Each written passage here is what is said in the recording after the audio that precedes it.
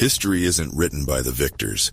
It's written by whoever's blood and ink can fill the most pages. That sentiment might feel poetic or profound, but what if it wasn't a metaphor? What if ink wasn't just a tool and blood wasn't just a tragedy? They were the ingredients for rewriting reality. Enter SCP-140, the Chronicle of the Divas, a book so malevolent it makes reality itself malleable. It doesn't just tell the story of a civilization, it resurrects them, page by cursed page. And the worst part? It's hungry for more. Picture a normal hardcover book. Nothing special about its black binding or white pages. No book jacket, just a plain title stamped on the front. But open it up and you'll notice something strange. There are way more pages inside than should physically fit. And if you're unlucky enough to be one of every 15 readers, you might catch a whiff of dried blood coming from those impossible pages. The Foundation classifies this book as Keter, their highest threat level. And for good reason, SCP-140 is locked away at Site-76 in a sealed vault behind armed guards, at least 15 meters away from any ink, blood, or writing fluid. Why such extreme precautions? Because SCP-140 isn't just a history book, it's a history-making book. The story it tells is fascinating and horrifying in equal measure. It chronicles an ancient civilization called the Davites, who ruled parts of what's now Siberia. These weren't your typical ancient people. They were warriors and sorcerers, led by unnaturally long-lived rulers called the Deva. They built massive cities, practiced human sacrifice, and performed rituals that actually worked. Think ancient Rome meets dark magic, with a healthy dose of nightmare fuel thrown in. But here's where it gets really weird. Whenever the book touches ink or blood, especially blood, new chapters appear. And these aren't just adding more details to the known story. They're extending the timeline, pushing the Davites' survival further and further forward in history. Defeats become temporary setbacks. Dead civilizations suddenly have survivors. And here's the truly terrifying part. When the book adds these new facts, reality changes to match them. Foundation archaeologists keep finding new Davite ruins in places they've already thoroughly excavated. Artifacts appear that weren't there before. It's like the book is literally rewriting history one drop of ink at a time. The original version apparently ended with the Davites being wiped out in 20th century. Now, they survived all the way until Genghis Khan's time. Who knows how much further they might get if the book keeps growing. The Foundation's researchers can't help but be fascinated by the book, even though reading it makes them feel uneasy and paranoid. Some get so obsessed they have to be given amnesia drugs and transferred to other projects. But they keep studying it, because they have to understand what they're dealing with. Their projections show that if the Davites' history gets pushed too close to modern times, it could rewrite our entire world. We're talking billions dead, civilization as we know it restructured, and the Foundation itself potentially erased from existence. And somewhere out there, the book's mysterious author, known only as SCP-140A, is still at large. Their signature is in the book, but it's impossible to read. The Foundation's been hunting them for years, but all they've found are more questions. Like, why did they publish multiple copies of the book? How many are still out there? And most worryingly, what happens when the history being written finally catches up to today? The containment procedures are strict, but simple. Keep the book away from anything it could use to grow. Never let researchers read it for more than 9 hours. And always be ready to shoot anyone who tries to steal it. Because in the end, this isn't just about protecting a dangerous artifact. It's about protecting history itself. Every drop of ink that touches those pages could be rewriting the world around us. And we might not even know it's happening. Consider the fate of the historian they found dead in his office, surrounded by books suddenly blank, every pen and printer cartridge drained dry. His only explanation, a note reading, "I have to know. I'm sorry." Whatever truth he discovered was worth dying for. Or perhaps in some version of history that no longer exists, he found a different ending entirely. This is where our story truly begins, with another historian about to make a similar discovery. But unlike his unfortunate predecessor, Ethan Caldwell's encounter with SCP-140 will set in motion events that threaten not just his life, but the very fabric of history itself. As he's about to learn, some books don't just tell stories, they hunger for them, and SCP-140's appetite is far from satisfied.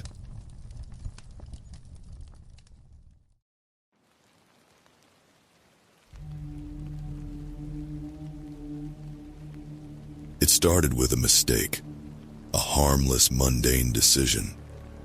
That's how it always starts, right? One wrong turn, one curious glance, and suddenly your whole world spirals into something you can't claw your way out of. My name is Ethan Caldwell, and I used to be a historian. Now I'm something else. I remember the day I found the book. I was scouring a second-hand bookshop, one of those cramped little places that smell like mold and forgotten dreams. I was broke, desperate for freelance work, and hoping to stumble across something obscure enough to pad my next article. Something academic, something niche, something I could overanalyze for a paycheck. Instead, I found it. The cover was plain black, the title etched in worn silver letters, A Chronicle of the Devas. A thrill ran through me as soon as I touched it. Not excitement, not joy, something darker, heavier, like the air before a storm.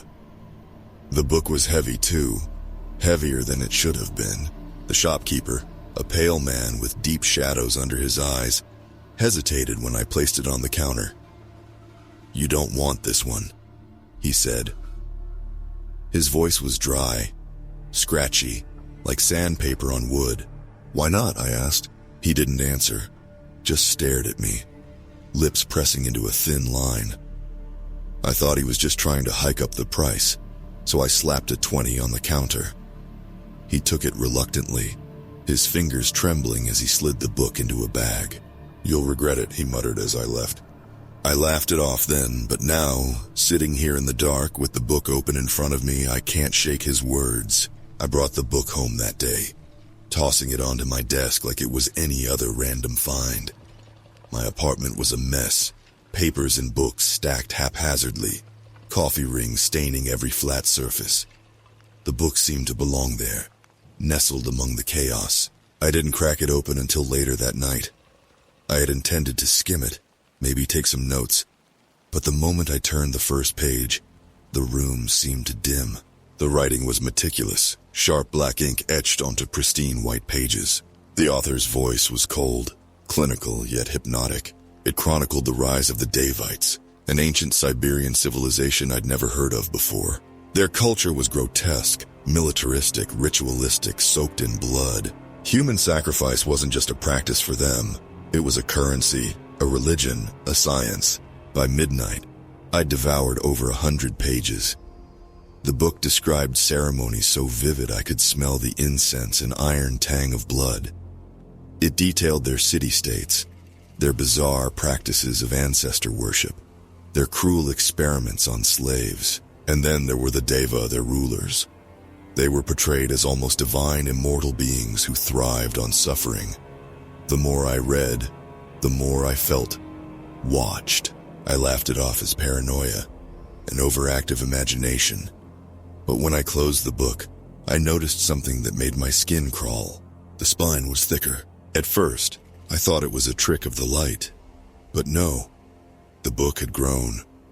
There were more pages than when I'd started, and the ink on the last page glistened like it was freshly written. I ran my fingers over it, expecting to smudge the letters, but they stayed sharp, unyielding. The text seemed to pulse beneath my touch, and I swear, for a split second, I felt a faint vibration, like a heartbeat. I didn't sleep that night. The next morning I told myself it was nothing, just a weird quirk of the book, maybe an old printing technique I wasn't familiar with. But that rationalization crumbled as soon as I spilled coffee on it. It was an accident, a clumsy, stupid move. I knocked the cup over while reaching for my phone, and dark brown liquid spread across the desk, soaking into the book's cover.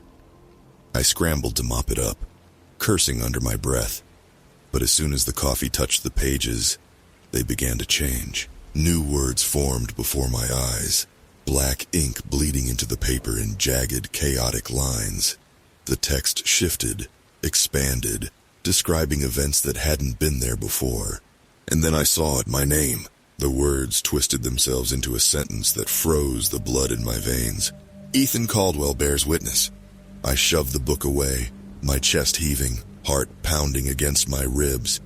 My apartment felt suffocating, the walls too close, the air too thick. I tried to tell myself it was a coincidence, a trick of my tired mind, but deep down, I knew better. The book knew me.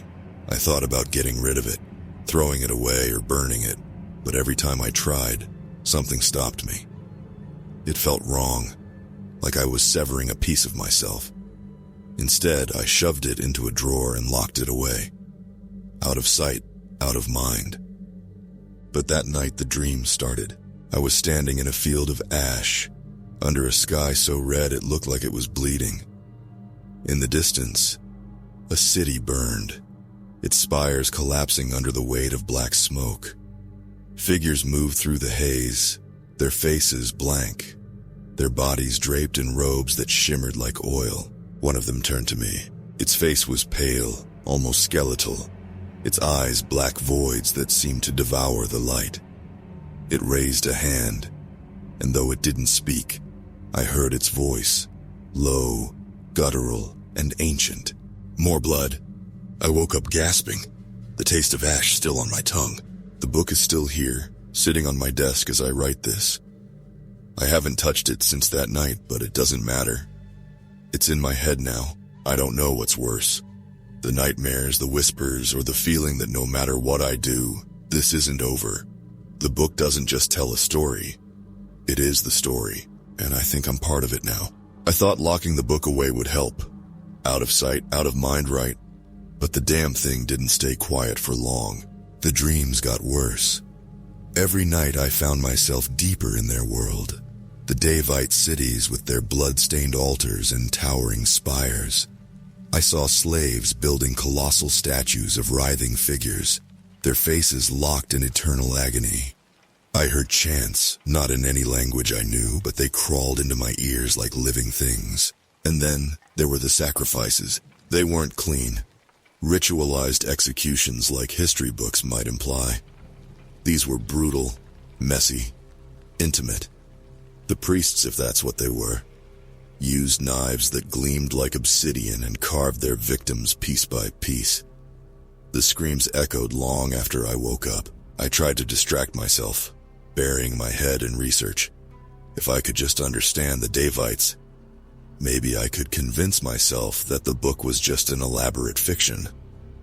But what I found didn't help. The Davites weren't mentioned in any mainstream archaeological records, but obscure forums and conspiracy blogs painted a picture that matched the book. Stories about ruins in Siberia, artifacts inscribed with symbols that defied translation, whispers of a culture older than anything previously documented. There was even a mention of a massacre an entire dig team wiped out during an excavation in 20th century. Officially, it was blamed on a freak collapse, but leaked reports talked about bodies torn apart, as if by wild animals. One post caught my attention. A grainy photo of what looked like an altar, the surface darkened by what could only be old bloodstains. The caption read, "They worshipped their dead, but they also consumed them." The word sent a shiver down my spine. By now I'd avoided the book for 3 days, but it didn't matter. It was still in my head, its words echoing every time I closed my eyes. I needed answers, so like an idiot I opened it again. This time, the words didn't wait for me. As soon as I touched the cover, the pages fluttered open on their own, landing somewhere in the middle. New text spread across the paper, the ink wet and glistening. I stared at it, heart hammering. The Davites ruled with blood and bone, their dominion stretching from the Carpathians to the Himalayas. Their empire was bound by the oldest of magics, the currency of suffering. The next section was even worse. It described a ritual, a way to bind the spirits of the dead to physical objects. The process was grotesque. The heart of a sacrifice had to be removed while still beating. its blood mixed with ash and poured onto the chosen vessel. The vessel, the book explained, would then serve as a conduit, allowing the Devites to command the spirits as if they were soldiers. There was even an illustration, a crude sketch of a twisted figure bound to a blade, its mouth open in a silent scream. I slammed the book shut, bile rising in my throat. That night I dreamed again. I was in a temple this time, its walls carved with scenes of conquest and torment. Torches cast flickering shadows that seemed alive, writhing across the stone like serpents. In the center of the chamber stood an altar, and on it, a woman lay bound. She was alive, thrashing against her restraints, her screams muffled by a gag. Around her, figures in dark robes chanted in unison, their voices low and rhythmic. One of them stepped forward, holding a dagger that glinted in the firelight. Its blade was jagged, almost organic, like the tooth of some ancient beast. I tried to move, to stop them, but my feet were rooted to the ground. All I could do was watch as the dagger plunged into the woman's chest. Her screams turned into choking gasps as blood pooled beneath her. And for a moment, everything was silent. Then, the room began to shake. The figures raised their arms, their chants growing louder, more frantic. The air grew thick, almost suffocating, as something massive began to take shape in the shadows. I woke up drenched in sweat, my throat raw as if I'd been the one screaming. The book was waiting for me on my desk the next morning, even though I'd locked it away. This time, there was no pretending it was a coincidence. I stared at it, my pulse hammering in my ears. "What do you want?" I whispered. The book didn't answer, of course, but as I sat there, the strangest feeling washed over me. It wasn't fear exactly. It was something deeper, more primal, like the weight of countless eyes watching from the dark. I couldn't resist any longer. I flipped the book open and the words seemed to leap off the page. The Davite Empire does not end. It waits, patient as stone, until the blood calls it home. My hands trembled as I read on. The book described their downfall, how their empire was supposedly destroyed by invading forces. But it also hinted at survivors' priests who fled, carrying their knowledge with them. Their legacy lies buried, it read, but not forgotten. When the blood flows again, so too will the Devites rise. I slammed the book shut, my mind racing. The dreams, the growing pages, the whispers, it all made sense now. The book wasn't just a record, it was a trigger, and somehow I'd activated it. The day after, I woke to a message scrawled on my bathroom mirror, written in what looked like dried blood. More blood. I woke up to my phone buzzing incessantly on the nightstand. It was nearly 3 a.m., and the message on my screen was from an unknown number. Attached was a link. Against every ounce of better judgment, I clicked it. The page loaded to a forum buried in the bowels of the internet. Its header read, SCP Archive, the Davite Curse. The posts were a tangled mess of conspiracies, half-legible rants, and chilling first-hand accounts. Pictures of artifacts and mutilated bodies accompanied the text, each more horrifying than the last. One post caught my eye. 140 expansion event, Siberia dig site, 20 rare rares. The thread detailed a Foundation operation to recover artifacts associated with the Davites. It ended in disaster, with an entire excavation team wiped out. The description made my skin crawl. Bodies found dismembered, internal organs missing, ritualistic markings etched into their bones. Survivors reported shadowy figures and whispers in the dark. It wasn't just folklore, this was real. The same number texted me again. Get out. They know you have it. Before I could respond, my apartment lights flickered, and my phone screen went dark. The air grew heavy, and I felt that familiar, oppressive presence, the one I'd come to associate with the book. I grabbed SCP-140 and stuffed it into my backpack, heart pounding. I didn't know where I was going, but staying here felt like a death sentence. I made it to a diner 2 blocks away before my phone buzzed again. Booth in the back, I'm here. The woman waiting for me was nondescript, almost forgettable dark hair, glasses, the kind of face you'd pass on the street without a second thought. She gestured for me to sit, her expression grim. "Ethan Caldwell," she said, her voice low. "You've done something incredibly stupid." "Who the hell are you?" I snapped. "Dr. Lena Mortimer," she replied. "I used to work for the Foundation, until I didn't." "The Foundation?" Her lips tightened. "The SCP Foundation. The people who clean up messes like the one you've made. And this?" She gestured at my backpack. "This is one of the biggest messes they've ever dealt with." I froze. "You know about the book." She nodded. "More than you do, apparently. SCP-140 isn't just a book. It's a living artifact, a link to the Davite civilization. Every time it's exposed to ink, blood, or anything capable of writing, it grows, expands. And with every expansion, the Davites come closer to breaking through." Her words felt like ice water down my spine. "Breaking through? You've read it, haven't you?" she asked. "Then you've seen them. The rituals, the sacrifices, the blood. That's what they thrive on, Ethan. And you've been feeding it." She explained everything in a rapid, hushed tone, her eyes darting to the diner's entrance as if she expected someone or something to burst in at any moment. The Davites weren't just history. They were a threat. "The Foundation's kept it locked away for decades," Lena said, "but even they can't stop it completely. SCP-140 is an infection. Once it gets into your head, it doesn't let go." I thought about the whispers, the dreams, the blood-stained message on my mirror. "So what do I do? How do I stop it?" "You can't," she said flatly. "All you can do is minimize the damage." I opened my mouth to argue, but before I could speak, Lena's eyes widened. "Get down!" The window behind us shattered as something slammed into the diner. The air filled with screams and the smell of burning ozone. I turned to see a shadowy figure standing in the wreckage, its form barely human. It moved too fast to follow, a blur of black and crimson.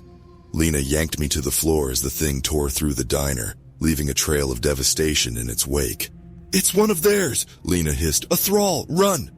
We scrambled out the back, the sounds of chaos ringing in my ears. The thing was still behind us, its guttural growls growing louder. Lena shoved me toward her car, a battered sedan parked in the alley. "Get in!" We barely made it out alive. As we sped away, Lena explained through ragged breaths. "Thralls are Devite soldiers, humans bound to their will. They're mindless, relentless, and nearly impossible to kill." I stared at her, my hands trembling. "How are they here? I thought the Devites were gone." "They were," she said. "But SCP-140 changes things. Every time it expands, their history rewrites itself.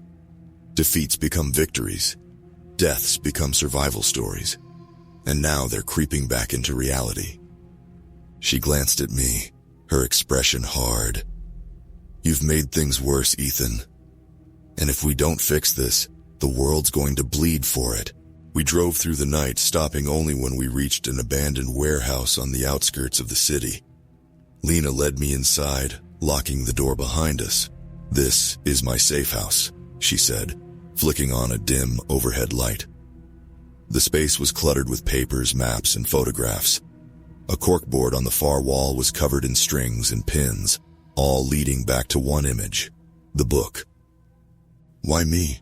I asked, sinking into a chair. "Why is this happening to me?" Lena hesitated. "Because SCP-140 chose you. It doesn't just expand at random, it needs a catalyst. Someone to spread its influence, to bridge the gap between its world and ours." "And now what?" She handed me a folder, her face grim. "Now we find a way to stop it, but it's not going to be easy." As I flipped through the folder, my stomach churned. It was filled with pictures of bodies mutilated, drained of blood, their faces frozen in expressions of terror. Lena's voice was quiet, almost a whisper. "This is what's waiting for us if we fail." And then, from the shadows, a familiar voice echoed, "More blood." I didn't sleep that night.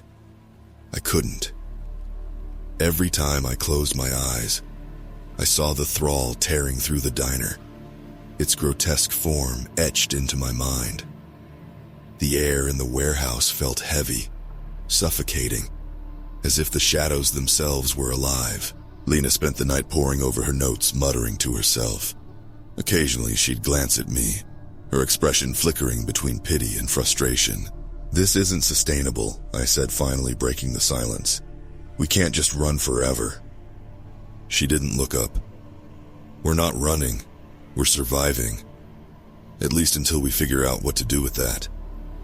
She nodded toward my backpack, where SCP-140 sat like a dormant bomb. "How did you even get involved in this?" I asked. Lena's hands froze mid-note. "I was assigned to it, back when I worked for the Foundation.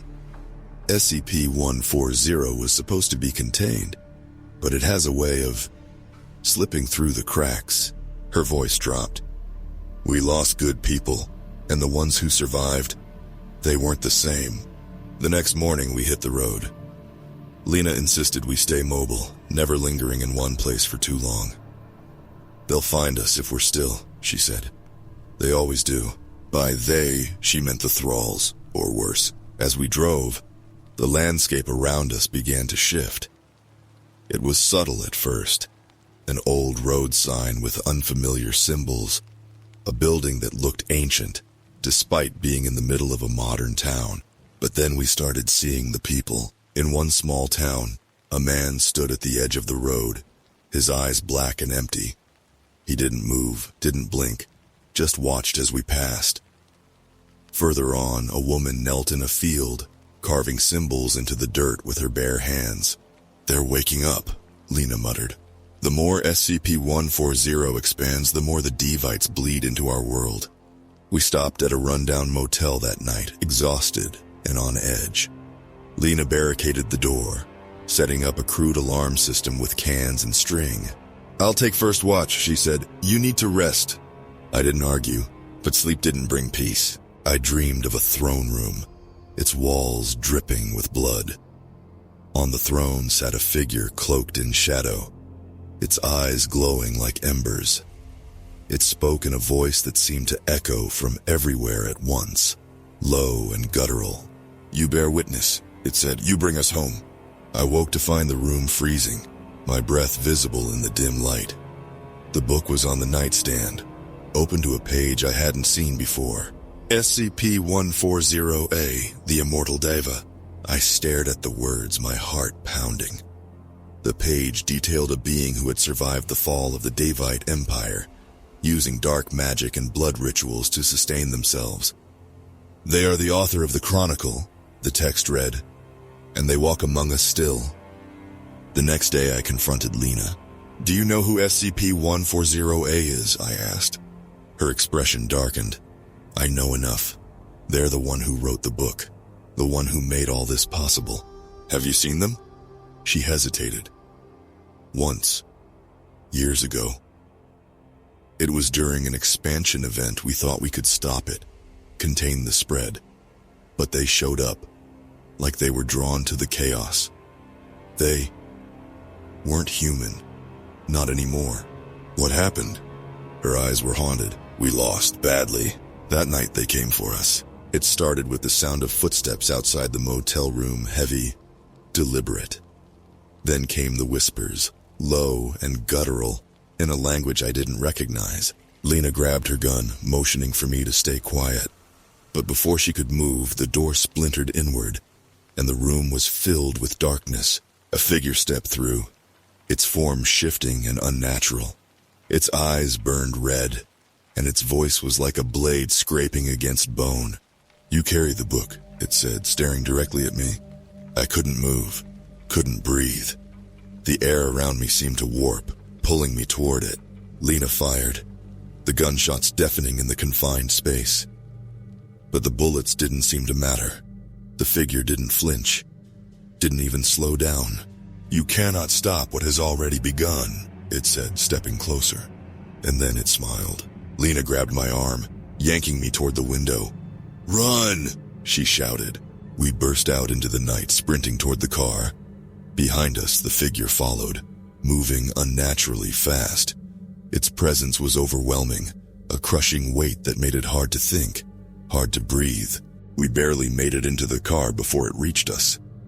As Lena floored the accelerator, I looked back and saw it standing in the road, watching us. But this time it wasn't alone. Dozens of figures emerged from the shadows, their eyes glowing in the darkness. Thralls. "They're coming," Lena said, her voice trembling. I looked at SCP-140, sitting on the dashboard, and realized the truth. They're already here. We didn't stop driving until the sun rose, and even then, it felt like the darkness followed us. Lena's hands gripped the wheel so tightly her knuckles were white, her eyes darting to the rearview mirror every few seconds.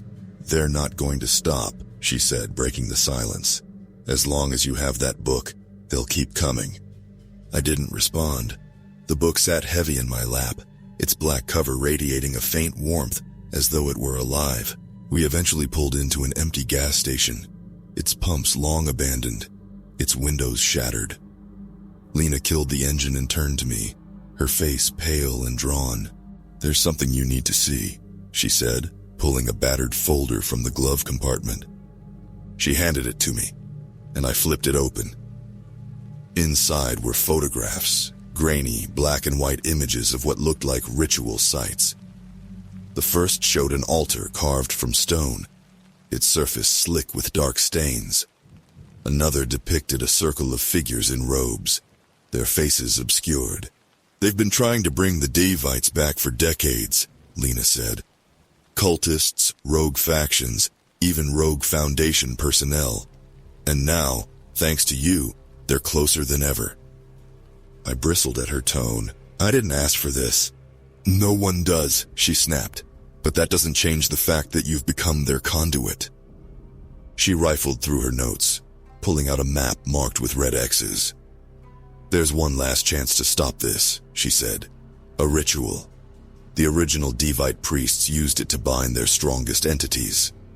If we can perform it, we might be able to sever SCP-140's connection to this world." "Might?" I asked. She shrugged. "It's better than nothing."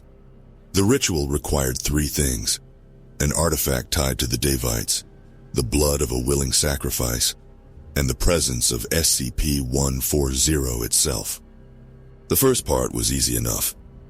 Lena had the artifact, a twisted blade she'd taken from a Foundation site years ago. Its edge was jagged, and it seemed to hum faintly when touched. The second part was harder. "I'll do it," I said, the words heavy in my throat. Lena stared at me, her expression unreadable. "You sure about that? There's no going back once we start." I nodded. "This thing has ruined my life. If it wants blood, it can have mine." We made our way to an abandoned church deep in the woods, its crumbling walls overrun with moss and vines.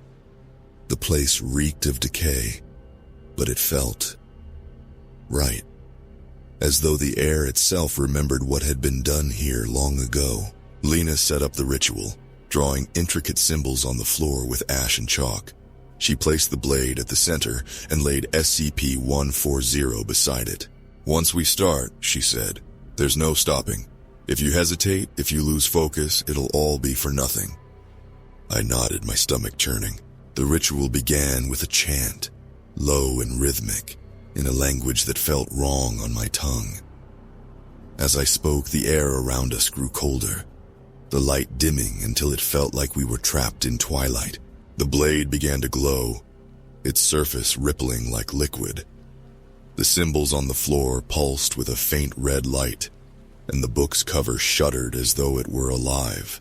Then came the final step. Lena handed me the blade, her face grim. "Your blood will seal the connection. Just a few drops on the book, and it should bind SCP-140 and everything it's connected to permanently." I raised the blade to my palm, hesitating as a wave of dread washed over me. That's when the screaming started. Figures emerged from the shadows, their forms twisted and inhuman. Some crawled on all fours, their limbs bending at unnatural angles. Others towered over us, their faces featureless, except for glowing red eyes. Thralls. "They know what we're doing!" Lena shouted, grabbing a shotgun from her bag. She fired into the crowd, the blast echoing through the church. One of the creatures fell, its body dissolving into ash, but the others kept coming. "Finish the ritual!" Lena yelled, reloading her weapon. I gripped the blade tightly, my hands shaking. The thralls surged toward us, their guttural growls filling the air. "Do it!" Lena screamed, firing again. I slashed the blade across my palm, the pain sharp and immediate. Blood dripped onto the book, staining its black cover. The moment it touched, the symbols on the floor flared to life, the red light blinding. The thralls stopped, their bodies convulsing as if caught in an invisible vice. Then the shadows shifted. From the darkness, a figure emerged, taller and more imposing than the thralls. Its presence was overwhelming, a crushing weight that made it hard to breathe. "SCP-140A, you think this will stop me?" it said, its voice a low, guttural growl. "You are nothing but a pawn, a vessel for our return." It stepped closer, the ground trembling beneath its feet. The blade in my hand burned, the heat searing my skin, but I didn't stop. I pressed my bleeding hand to the book, the words of the chant spilling from my lips in a desperate, frantic rush. The light grew brighter, the air vibrating with energy. SCP-140A roared, its voice shaking the very walls of the church. And then, with a deafening crack, it was gone. The thralls vanished, their bodies dissolving into nothingness. The symbols on the floor faded, leaving only the blade and the book, both inert. Lena approached cautiously, her face pale. "Did it work?" I nodded, though I wasn't entirely sure. The book was silent now, its pages blank. But as we left the church, I couldn't shake the feeling that it wasn't over. Not yet. I wanted to believe it was over. The book was silent, the thralls were gone, and SCP-140A had been banished, at least for now. But deep down, I knew better. The air still felt wrong, thick with the kind of tension you feel before a storm. Lena didn't say much as we drove back into the city. Her eyes stayed glued to the road, her fingers gripping the wheel like it was the only thing keeping her grounded. "You should feel better," she said eventually, breaking the silence. "I don't," I replied, staring at my bandaged hand. The blade's searing heat had left a jagged scar across my palm, one that throbbed with a dull ache. "It doesn't feel finished." Lena glanced at me, her expression unreadable. "It's never finished. Not with something like this." We stopped at a diner on the outskirts of town, the kind of place where the smell of grease clings to your clothes. I picked at a plate of eggs, my appetite non-existent, while Lena scanned the headlines on her phone. "You should look at this," she said, sliding the device across the table. The article was from a local news site, and the headline sent a chill down my spine. "Ancient ruins discovered in remote Siberian forest, experts baffled." The accompanying photo showed the remnants of a Devite temple, eerily similar to the ones I'd seen in the book. "It's happening faster now," Lena said, her voice low. "The book might be quiet, but the damage is already done. The Devites are bleeding into our world." I swallowed hard, my stomach churning. "What do we do?" Lena leaned back, rubbing her temples. "There's nothing we can do. The Foundation's going to find out eventually. And when they do, they'll nuke half the planet if it means containing this." We left the diner shortly after, the weight of her words pressing down on me. Outside, the world felt different. It wasn't obvious, but once you knew what to look for, the signs were everywhere. The graffiti on the walls, symbols that looked almost Devite. The buildings, some older than they should have been, their architecture alien, and then there were the people. They moved through the streets like shadows, their faces blank, their eyes empty. I tried to tell myself they were just normal city dwellers, but I couldn't shake the feeling that something was off. By the time we reached Lena's safe house, the sun was setting. The warehouse felt colder than before, its shadows deeper, darker. Lena immediately started poring over her notes again, muttering under her breath. I sat on the floor, staring at SCP-140. which now sat on the table. Its black cover seemed to drink in the light, its blank pages whispering promises I couldn't quite hear. "Why won't it stop?" I asked finally. Lena looked up, exhaustion etched into her face. "Because it's not just a book, it's a doorway, and every time it expands, that doorway gets a little wider. Then why does it need me?" She hesitated. "Because you're the key, Ethan. For whatever reason, SCP-140 chose you. You're its link to this world."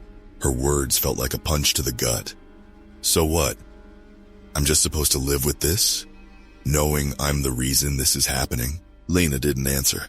That night, the dreams came back. I was standing in a Davite city, its towering spires casting long shadows across the blood-soaked streets. The air was thick with the stench of death, and the distant sound of chanting echoed in my ears. The throne room appeared again, but this time, the figure on the throne wasn't cloaked in shadow. It was SCP-140A, their form monstrous and otherworldly. Their eyes burned like fire, and their voice was a guttural growl. "You thought you could stop us," they said, their lips curling into a cruel smile. "But this is only the beginning." I woke up gasping, the taste of ash still lingering on my tongue. The next morning, Lena was gone. I found a note on the table written in her cramped handwriting. "I'm sorry, Ethan. I can't keep doing this. I'm going to the Foundation. Maybe they can stop this before it's too late. Stay safe." Panic set in as I read her words. Without Lena, I was alone, completely unprepared to deal with what was coming, and something was coming. The city around me continued to change. Streets twisted and warped, buildings disappeared overnight, and people vanished without a trace.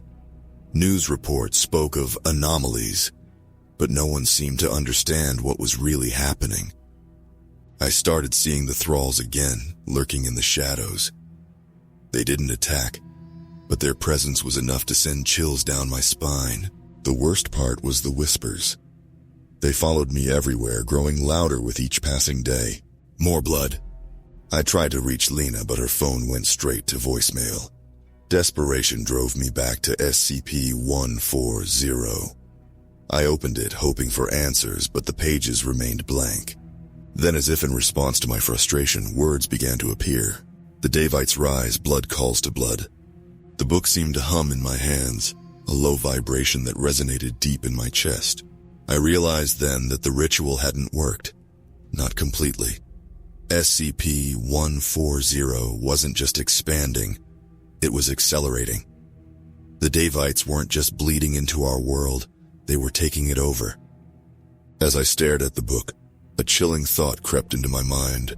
Maybe this was inevitable. Maybe the world had always belonged to the Davites, and we were just living on borrowed time. And maybe, just maybe, I was the one who would bring them back. The city was unrecognizable, where glass and steel towers once scraped the sky. Davite spires now loomed, their jagged surfaces black as obsidian and streaked with crimson veins. Streets twisted like arteries, branching into alien thoroughfares lined with shadowed figures. Thralls patrolled in silence, their hollow eyes scanning the remnants of humanity that hadn't yet vanished. The Davites were here, and it was my fault. I moved through the streets like a ghost, keeping my head down and my breathing shallow. The whispers were constant now, pressing into my ears like a swarm of insects. "Blood! Blood will open the gate!" SCP-140 was tucked under my arm, its weight feeling heavier with every step. The book had stopped pretending to be dormant. Its cover radiated heat, and I could hear it breathing, slow and rhythmic, as though it were alive. I had no idea where I was going. All I knew was that I couldn't stop. The answer came in the form of another dream. I was standing on the edge of a massive pit, its depths glowing with an eerie red light. Figures moved within it, their forms indistinct, their voices chanting in unison.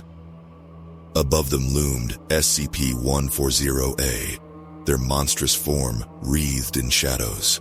"You cannot run," they said, their voice echoing like a thunderclap. "You cannot hide. You are the bridge, Ethan Caldwell, and the bridge must be crossed." I woke with a start, gasping for air. My hands trembled as I reached for SCP-140. The book opened on its own, flipping to a page I hadn't seen before. The text was written in blood, its letters jagged and uneven. The gate lies in the heart of the old city. Blood will unseal it. It didn't take a genius to figure out what it meant. The Davites weren't finished yet. They needed one last push, one final sacrifice to bring their empire fully into this world. And I was the key. I made my way toward the heart of the city, each step dragging me closer to what felt like the end of everything. The world around me grew darker, the air thicker, as though the city itself were alive and suffocating me. The pit from my dream was real. It was massive, carved into the ground where the city square had once been. Its edges were lined with Devite symbols, each one glowing faintly. Thralls encircled the perimeter, their heads bowed in silent reverence, and at the center of it all stood SCP-140-A. Their presence was overwhelming, a gravity that pulled at my very soul. Their eyes burned with an ancient fire, and their voice rumbled through the air like a storm.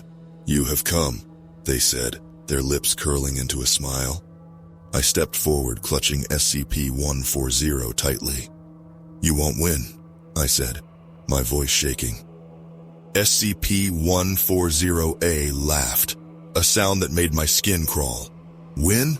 This was never a contest. This is inevitability. You are merely fulfilling your purpose." They gestured toward the pit. "The gate is almost open. All it needs is a final offering." The book grew hotter in my hands, its whispers growing louder, more insistent. "Blood! Blood will open the gate!" SCP-140-A extended a hand, their eyes locking onto mine. "You've already given so much, Ethan Caldwell. One more step, and the Devites will rise in full glory. And you will be remembered as the one who made it possible." I glanced at the pit, at the writhing figures below, and then at the book in my hands. "No," I said, the word barely a whisper. "What did you say?" SCP-140-A's voice was laced with anger. I met their gaze, my fear burning away in the heat of my desperation. I said no, and then, before I could lose my nerve, I opened the book and threw it into the pit. The reaction was immediate. The symbols around the pit flared to life, their light blinding. SCP-140-A screamed, their voice shaking the ground beneath my feet. The book pulsed, its cover rippling as though it were alive, and then it began to collapse in on itself, dragging everything into its depths. The thralls disintegrated, their bodies turning to ash. The figures in the pit dissolved, their chanting cut short. And SCP-140-A. They clawed at the edges of the pit, their monstrous form writhing as they were pulled into the void. "You think this will stop us?" they roared, their voice filled with fury. "We are eternal. We will return." I didn't respond. I couldn't. All I could do was watch as they were swallowed by the pit, their screams fading into silence. When it was over, the world felt still. The pit was gone, replaced by a scarred expanse of earth. The city around me was crumbling, its Devite structures collapsing into dust, but the whispers were gone. I sank to my knees, exhaustion washing over me. For the first time in what felt like forever, the air felt clean. It wasn't victory, not entirely. The Devites were gone, but their scars remained, and I knew that as long as SCP-140 existed, their threat would never truly disappear.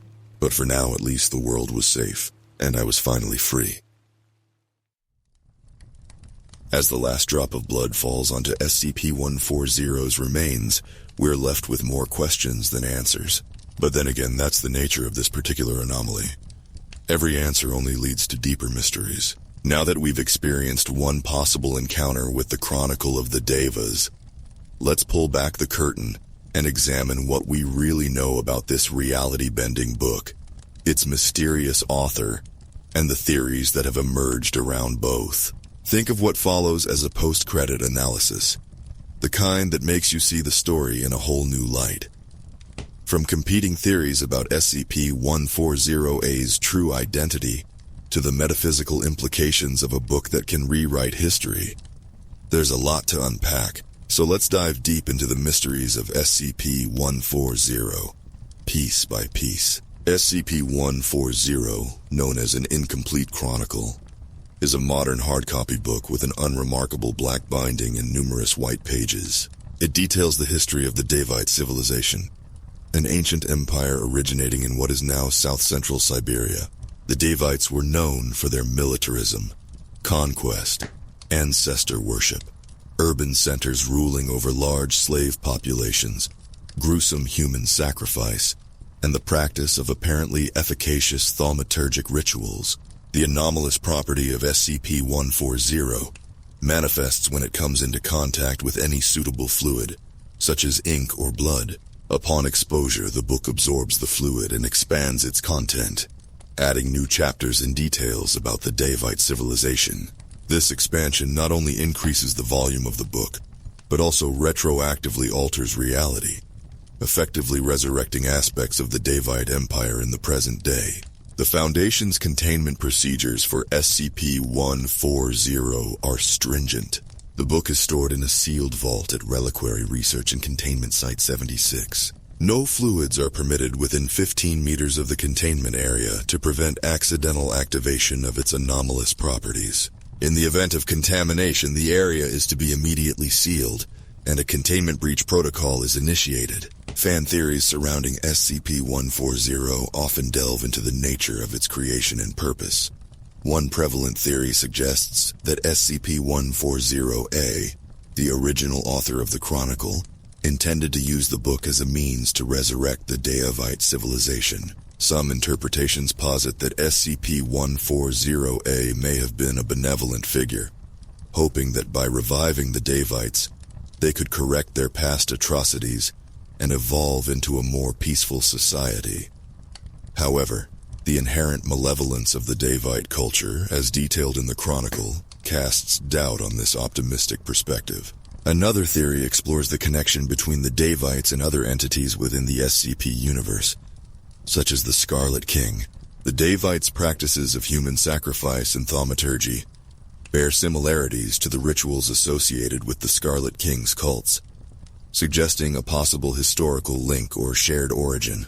This connection, however, remains speculative and is a topic of ongoing debate among researchers. In analyzing SCP-140, it's crucial to recognize its role as both a historical account and a catalyst for anomalous events.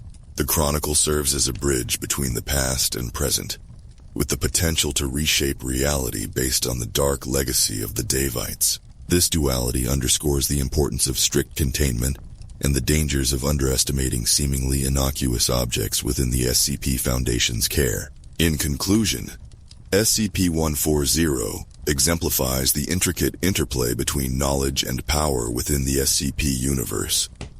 It serves as a stark reminder of the perils that come with uncovering and disseminating forbidden histories, especially those that possess the capability to alter the fabric of reality itself.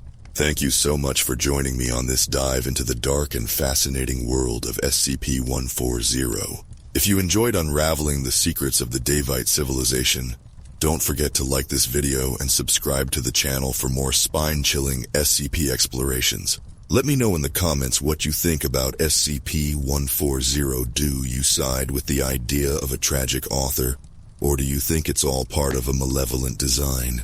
Either way, stay curious, stay vigilant, and most importantly, don't spill anything near mysterious books. Thanks for listening, and I'll see you in the next story.